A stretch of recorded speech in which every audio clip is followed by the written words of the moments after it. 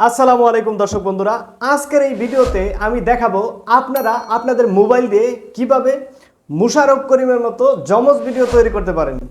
So দেরি না করে চলুন শুরু করা যাক। তার আগে বলে নিচ্ছি, আপনি যদি আমাদের চ্যানেলে নতুন দর্শক হয়ে থাকেন তাহলে চ্যানেলটি সাবস্ক্রাইব করে দিয়ে পাশে আসা বেল আইকনটিতে ক্লিক করে দিবেন, অথবা যদি ফেসবুক পেজ থেকে দেখে থাকেন তাহলে ফলো করতে ভুলবেন না।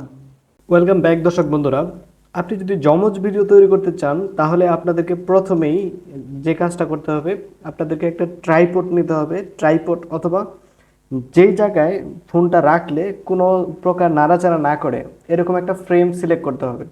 সিলেক্ট করার পর আপনাকে দুইটা ভিডিও শ্যুট করতে হবে। প্রথম অবস্থায় দেখেন আমি এই জায়গায় দাঁড়িয়ে আছি, এই ভিডিওটা শ্যুট করবেন এইভাবে। আপনি যে কোনো জায়গায় করতে পারবেন, আমি যেহেতু রুমে করতেছি এটা অতটা ভালো আসতেছে না। আপনি যদি অন্য জায়গায় করেন, খোলা জায়গায়, গাছের নিচে অথবা অন্য কোনো ভালো পরিবেশে, তাহলে কিন্তু আপনার ভিডিওটা খুব জোস আসবে। খেয়াল রাখতে হবে যে আপনার ফোনটা যাতে কোনোভাবেই নাড়াচাড়া না করে। দেখেন আমি একটা ভিডিও শ্যুট করছি, প্রথমে শার্ট গায়ে দিয়ে, তারপরে আবার দেখেন এই যে পাঞ্জাবি গায়ে দিয়ে ওই চেয়ারে বসে শ্যুট করছি। সো এই দুইটা ভিডিও আপনাকে প্রথমে শ্যুট করে নিতে হবে। শ্যুট করে নেওয়ার পর আপনাকে একটা অ্যাপ্লিকেশন ইনস্টল করতে হবে প্লে স্টোর থেকে, সেটা হচ্ছে ক্যাপকাট। এই ক্যাপকাটটা দিয়েও করা যায় অথবা অন্য কোনো অ্যাপস দিয়েও করা যায়, আমি দেখাবো ক্যাপকাট দিয়ে। সো ক্যাপকাটে ওপেন করে নিতে হবে। এইদিকে দেখেন নিউ প্রজেক্ট নামে একটা অপশন আছে, এটাতে ক্লিক করে দিবেন। এটাতে ক্লিক করার পর আপনি যে ভিডিওটা শ্যুট করছিলেন সেই ভিডিওটা সিলেক্ট করে নিতে হবে। যে দুইটা ভিডিও শ্যুট করবেন অথবা যে একটা ভিডিও শ্যুট করবেন সেটা সিলেক্ট করে নিতে হবে। সিলেক্ট করে নেওয়ার পর দেখেন আমার ভিডিওটা কিন্তু এই জায়গায় চলে আসছে, দুইটা ভিডিও। এখন আমার খুঁজে বের করতে হবে আমার ভিডিওর প্রথম ভিডিও শুরু কোন জায়গায়, শেষ কোন জায়গায়। সো এই পর্যন্ত হলো প্রথম ভিডিওর শেষ। সো আমাকে কি করতে হবে, এই জায়গায় ভিডিওতে ক্লিক করতে হবে, ক্লিক করে স্প্লিট অপশনে ক্লিক করতে হবে। স্প্লিট অপশনে ক্লিক করলেই দেখবেন যে দুইটা ভাগে ভাগ হয়ে গেছে, ভিডিওটা হয়ে গেছে। এখন আমার যে কাজটা করতে হবে সেটা হচ্ছে একটাকে ওভারলে করতে হবে। সো যেটাকে ওভারলে করবেন সেই ভিডিওটা সিলেক্ট করে এইদিকে স্ক্রল করবেন। স্ক্রল করলে দেখতে পারবেন এইদিকে ওভারলে নামে একটা অপশন আছে, এইদিকে ওভারলে, এই ওভারলেতে ক্লিক করে দিতে হবে। ক্লিক করলে দেখেন এই ভিডিওটা কিন্তু নিচে চলে আসছে। দেখেন এখন কিন্তু একই সাথে দুইটা ভিডিও প্লে হইতেছে, ব্যাকগ্রাউন্ডে কিন্তু দেখা যাচ্ছে না।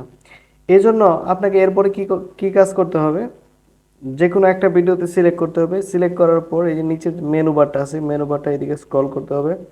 স্ক্রল করার পর দেখতে পারবেন এদিকে মাস্ক নামে একটা অপশন আছে, MASK, মাস্ক নামে একটা অপশন আছে, এটা সিলেক্ট করবেন। সিলেক্ট করার পর